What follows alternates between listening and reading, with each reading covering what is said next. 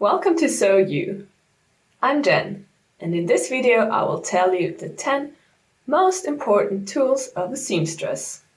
And I will also let you know what you need to keep in mind when you buy them.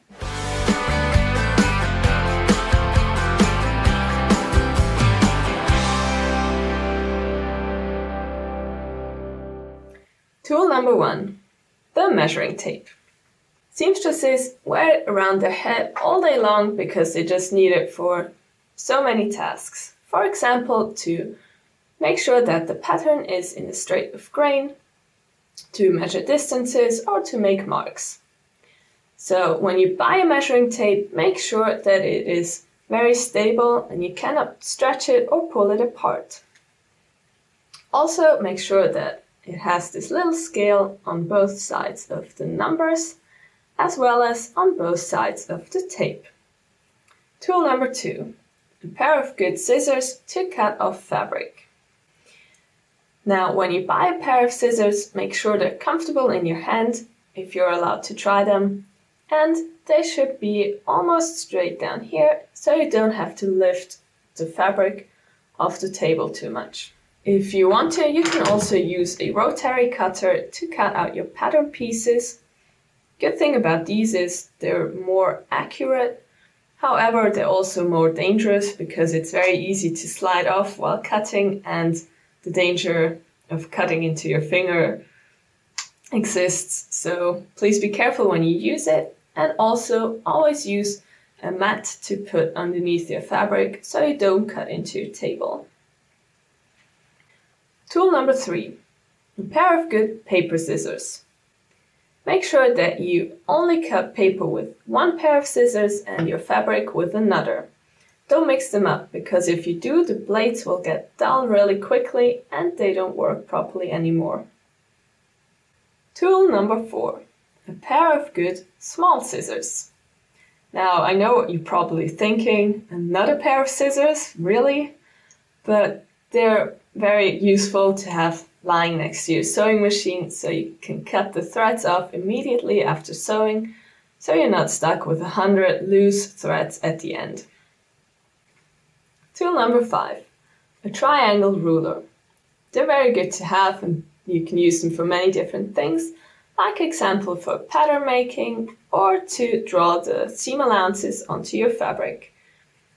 The bigger the better. I kind of think it's the bigger the better, so make sure that it is one that is at least 30 centimeters long. Plus, if you're working with the rotary cutter, you can also use it to guide the cutter along the seam allowances and minimize the risk of slipping off with your rotary cutter and cutting directly into your piece, which would ruin it. Tool number 6, the pins. Now, when you go to the store, you might be confused because there are so many different sizes and shapes. What I do is I use the metal ones to pin my pattern onto the fabric, and I use the ones with the colored head to pin my pieces together while I'm sewing. Tool number 7 is Tailor's chalk. You use it to draw onto fabric, for example, seam allowances or marks. Be aware of the ones that are made of wax, because they can leave really ugly stains on your fabric when you iron over them. Tool number 8 is a sewing needle. They also come in different sizes. You use the ones with smaller holes for thin threads and the ones with bigger holes for thick threads. Use the ones with a ball point for knits and other elastic materials, and the very thin ones for very thin fabrics, for example silk. Tool number 9 is a thimble. You wear them on your middle finger and you use them to push the needle through fabric when you're sewing by hand. They also come in different shapes, for example. Here are 2 different ones. I like to work with the one that has no top. It's more comfortable for my finger.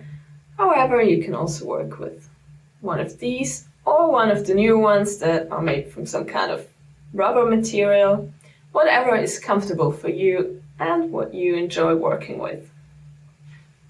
They come in different sizes, so please make sure that you try it on before you buy it. and put it onto the middle finger of your stronger hand. It should fit kinda snug, but not too tight so you're still comfortable when sewing. Now, may I introduce you to your new best friend, tool number 10, a stitch ripper. The nice thing of working with fabric is that you get second chances if you mess up.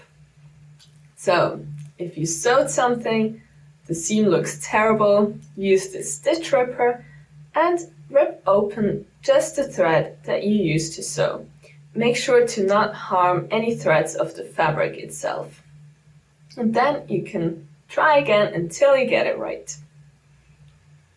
These are the 10 basic tools of a seamstress. Please subscribe if you want to see more videos, give me the thumbs up and write a comment, and let me know if you have any tutorial suggestions. Thank you so much for watching!